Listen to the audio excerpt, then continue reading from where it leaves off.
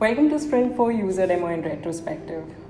Starting up, we have the design for our first wedding planner ready. It has a cute bride on it and we are offering a notepad and a list making spiral pad along with it. I will be designing a sticker sheet to go with it, create variations of the bride and then hop on to creating the groom equivalent of the same. In terms of portfolio update, we have 3 posts, 4 reels and 1 wallpaper released. Apart from the standard shop, blog sections on the website, I would love to highlight another cool thing that we are trying to break through, and that is subscription model. So we are offering something called as monthly mystery box, where we commit in terms of product type, but the designs come as a surprise to the user. So you upfront sign up with us, pay us the cost for, let's say it's a 6-month scheme, and we deliver monthly to you these boxes.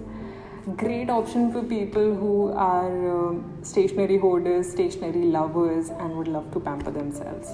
Website has already gone through 4 to 5 iterations of changes. As scared as I was to release it for everyone in the first place, I'm so glad I did it. Had I waited for the launch to happen and then take this cycle of making changes parallelly while fulfilling the orders, it would have been a complete mess. I can clearly see the difference this whole exercise has made to the site in terms of accessibility, in terms of layouting, in terms of every aspect. While making these changes, we've made our sweet compromises with the WIX platform, and these are things that I feel is important for anyone who is gauging any website making platform upfront. I will list them out for you. The first one is the dialog boxes or the screens that come to complement any functionality that you pick up from WIX by default are usually not customizable, and to be very specific here, the quick view cannot have arrows when you're sliding across the pictures. You cannot have the option to add wishlist items from a quick view dialog box. The saved addresses panel cannot be changed at all. The manage cards page cannot be changed. WIX has constraints on its responsiveness, where only the 2 grids that you are shown in the editor, elements falling between them, will be responsive. Rest elements get cut if you move on to a smaller screen size. This was actually hampering our header design initially, when I did hear from a lot of people that the icons or the links in the corners, the social media links, were getting cut. You cannot filter out of stock items. If you're offering a product with different variations on any attribute, it could be size for a t-shirt or cover type for notebooks, you cannot choose an option by default when a user opens that product. If you're not mindful while creating the site of whether you are adding dynamic or static elements, usually dynamic elements are those that fetch data from the database and then accordingly populate the elements, or even the compression of your pictures that you are using on display on the website, chances are that you will end up in a site whose each page load time comes around 5 to 10 seconds. It's time for retro. The last week has been full of such insightful discussions of what really makes a site great, and there were few things that caught my eye which are not so spoken about publicly and I feel are worth mentioning. The first thing is your compatibility of logo and site palette wise. Now, when I was designing the logo, just like any popular brand, I had this notion of restraining the palette to 2 colors because that makes a simple minimal design and should be good as logo, right?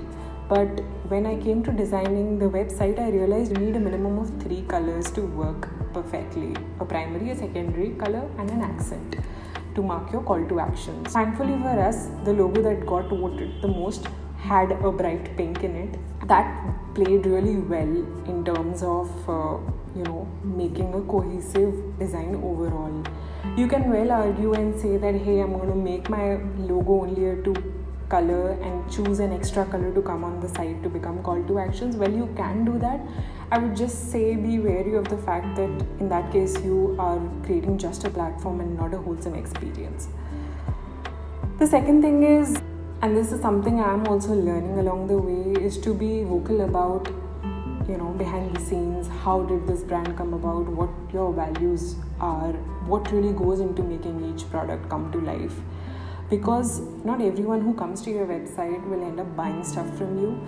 And in that 4 to 5 minutes of attention that you do really get from them through your website, make sure you leave a strong, impactful impression so that if there is a need, they do return back to you for buying stuff. Give a good weightage to About Us, Our Journey kind of pages on the homepage. There are two kinds of speeds that are important when you're building a website. One is the perceived speed. So even if your page is quite long enough, how much time does the first view on that device takes to load? And the second is, of course, a total speed. Now, perceived speed is important for the users to stick around. If this is slow, quite chances are that it will be very off-putting for a person to stay longer on your website. And if your total load time is too much, honestly, even if the perceived speed is good, it inherently is contributing to a bad SEO factor. Instead of relying on your own senses and your variable network speed in order to gauge how fast or slow your site is, or even if it is improving along with time, as and when you are making the changes, I would highly recommend to use the tools online where you can put a URL of your website and ping it from any location that you want, and they give you a lot more fine-grained metrics of the load timings. If you must have noticed, we're still playing on our strong cards, which is design and of course website making, which still falls under the software engineering domain.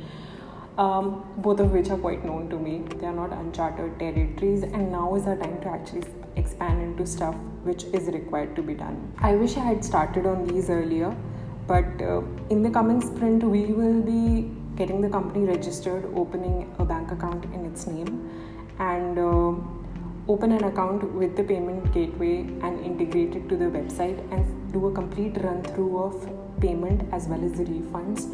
Also gauge what WIX has on the back end in terms of creating invoices, being able to manage the orders, updating the status of the orders, understand what our workflow will be, in the back end.